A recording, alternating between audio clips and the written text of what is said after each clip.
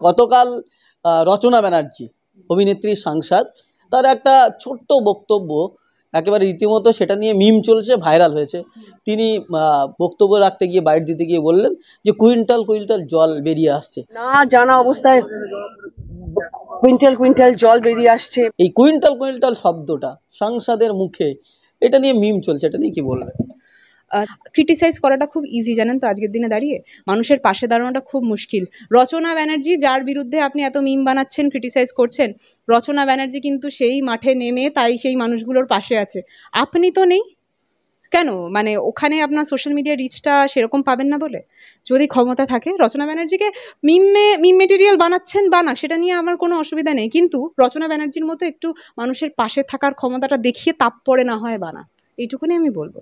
যারা মিমটা বানাচ্ছে, আমি তাদেরকে একটা কথা বলবো, তারা নিঘাত মিমটা বানাচ্ছে নিজের ফেসবুকের রিচ একটু বেশি লাইক বা একটু বেশি প্রমোট পাওয়ার জন্য। আমি তাদেরকে বলবো যে সেই মিমটা বানানোর পর, মিমটা বানাচ্ছেন তো খুব ভালো করছেন, জানেন তো, মিমটা বানানোর পর যেই টাকাটা আপনি আয় করছেন, সেই টাকাটার অন্তত অন্তত 10% সেই মানুষদের পাশে দাঁড়ানোর জন্য লাগান, তাহলে আমি মানবো যে আপনার মানুষ হিসাবে সক্ষম। আজকের দিনে দাঁড়িয়ে কাউকে ছোট করা, কারোর বিরুদ্ধে মিম বানানো বা কাউকে কোনো কেন্দ্রিক বিষয় ছোট করাটা খুব ইজি, জানেন তো।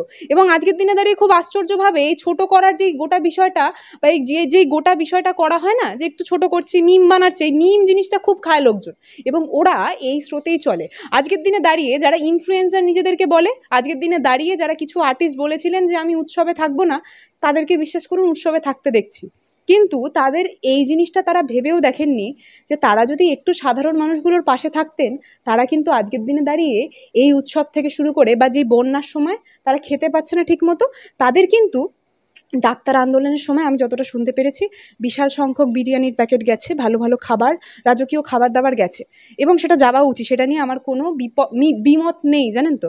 কিন্তু আমি যারা ওই খাবারগুলো দিয়েছিলেন তাদেরকে আমি একটা অনুরোধ করব আপনার চ্যানেলের মাধ্যমে, যে যারা ওই খাবারগুলো দিয়েছিলেন তাদেরকে আমি অনুরোধ করছি, একটু মুড়ির প্যাকেট কেনার ক্ষমতা আপনাদের আছে, জানেন তো, আপনাদের ক্ষমতা আছে, একটু চিড়ের প্যাকেট, একটু ওআরএস কিনে দেওয়ার ক্ষমতা, একটা ছাতুর প্যাকেট কিনে দিতে পারবেন তো ওনারা যারা বিরিয়ানি দিয়েছেন? তাদেরকে আমি অনুরোধ করব তারা একটু সেইগুলো দিয়ে পাশে দাঁড়ান। সেই আজকে খানাকুলে আমি গেছিলাম, আবার আমি বলবো সেই কথাটা, খানাকুল গেছিলাম, যারা গোঘাট, খানাকুল, শুধুমাত্র সেটা নয়, আরামবাগের বিস্তীর্ণ অঞ্চল, তার পাশাপাশি ঘাটাল থেকে শুরু করে বিভিন্ন অঞ্চল, 8টা বড় অঞ্চল কিন্তু আজকে জলের তলায়। আজকের দিনে দাঁড়িয়ে বাংলাকে যেইভাবে আপনারা চাইতে বা না চাইতে ডিফেম করেছেন, এই বাংলার মানুষদের পাশে থেকে আপনারা কিন্তু সেই জিনিসটা প্রমাণ করে দিতে পারেন যে বাংলার মানুষগুলোর মনে কিন্তু আজকের দিনে দাঁড়িয়েও মানবতা আছে, তাদের কিন্তু পাশে থাকার ভীষণভাবে দরকার, জানেন তো, তাদের অবস্থাটা একদম ভালো নেই।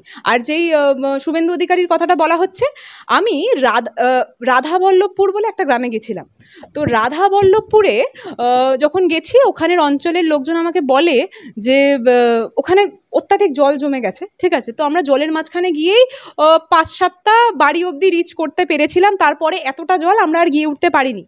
তো 5-7টা বাড়ির ওখানে যখন গেছি, আমরা জিজ্ঞেস করলাম যে আর কি কেউ এসেছিল আপনাদের পাশে দাঁড়ানোর জন্য?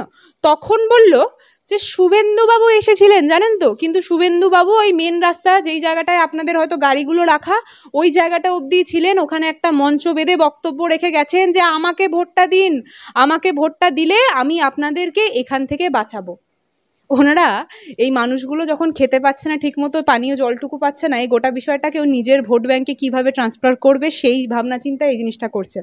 আজকের দিনে দাঁড়িয়ে আমার যে কথাটা বললেন আপনি, দেবাংশু ভট্টাচার্যের কথা বললেন, আমি আবারও কুণালদার কথা বলি। দেবাংশু ভট্টাচার্য আমার প্যানেলের প্রেসিডেন্ট, অর্থাৎ আমি আইটি সেলের যেখানে জেনারেল সেক্রেটারি, উনি সেই আইটি সেলের প্রেসিডেন্ট। উনি তমলুক থেকে দাঁড়িয়েছিলেন, ঠিক আছে। উনি আজকের দিনে দাঁড়িয়ে যখন ওই ভগবান যে তমলুক থেকে কিভাবে জিতেছে সেটা আজকে আমাদের অনেকের কাছেই স্পষ্ট, ওইভাবে জেতার পরেও তার তো কর্তব্য ছিল মানুষের পাশে দাঁড়ানো। উনি কিন্তু মানুষের পাশে নেই। যারা মানুষের পাশে আছে সেটা হচ্ছে সেই দেবাংশু ভট্টাচার্য, সেই তৃণমূলের প্রার্থী, এবং অবশ্যই সেই কুণালদা আমাদের দলের প্রতিনিধি হিসাবে সেই মানুষগুলোর পাশে গেছিলেন। প্রত্যেকটা বন্যা কবলিত অঞ্চল তারা দর্শন করে এসছে, তারা দেখে এসছে, এবং তারা পাশে থাকার পূর্ণ চেষ্টা যতভাবে তাদের সম্ভব তারা সর্বক্ষেত্র থেকে পাশে থেকেছে। শুধুমাত্র তারা নয়, আমরা প্রতিনিধিরা হিসাবেও প্রত্যেকটা জায়গায় যাওয়ার চেষ্টা করছি। আমি অনুরোধ করব, যারা এক কথায় বলেছিল যে আমি 10 লাখ টাকা দিয়ে দেবো, তাদেরকে আমি বলছি ওই 10-এর পিছনে শূন্যটা সরিয়ে 1 লাখ টাকা দিয়ে অন্তত আপনারা পাশে থাকুন। আমি যারা বলেছিল উৎসবে আমরা নেই, কিন্তু আজকের দিনে দাঁড়িয়ে যারা নিজেদের বিভিন্ন ব্যানারে নিজেদের ফেস হিসাবে ব্যানার কাট আউটসে নিজেদের মুখ দেখা যাচ্ছে, আজকের দিনে দাঁড়িয়ে যারা শপিংয়ের মধ্যে বিভিন্ন ক্লিপ ধরা পড়ছে, আমি তাদেরকে অনুরোধ করব সেই শপিংয়ের অর্ধেক টাকা দিয়ে অন্তত তাদের পাশে দাঁড়ান। ক্রিটিসাইজ করাটা খুব ইজি, জানেন তো আজকের দিনে দাঁড়িয়ে মানুষের পাশে দাঁড়ানোটা খুব মুশকিল। রচনা ব্যানার্জি, যার বিরুদ্ধে আপনি এত মিম বানাচ্ছেন, ক্রিটিসাইজ করছেন, রচনা ব্যানার্জি কিন্তু সেই মাঠে নেমে তাই সেই মানুষগুলোর পাশে আছে। আপনি তো নেই কেন? মানে ওখানে আপনার সোশ্যাল মিডিয়া রিচটা সেরকম পাবেন না বলে? যদি ক্ষমতা থাকে, রচনা ব্যানার্জিকে মিম মেটেরিয়াল বানাচ্ছেন, বানাক, সেটা নিয়ে আমার কোনো অসুবিধা নেই, কিন্তু রচনা ব্যানার্জির মতো একটু মানুষের পাশে থাকার ক্ষমতাটা দেখিয়ে তারপরে না হয় বানা, এইটুকুনি আমি বলবো।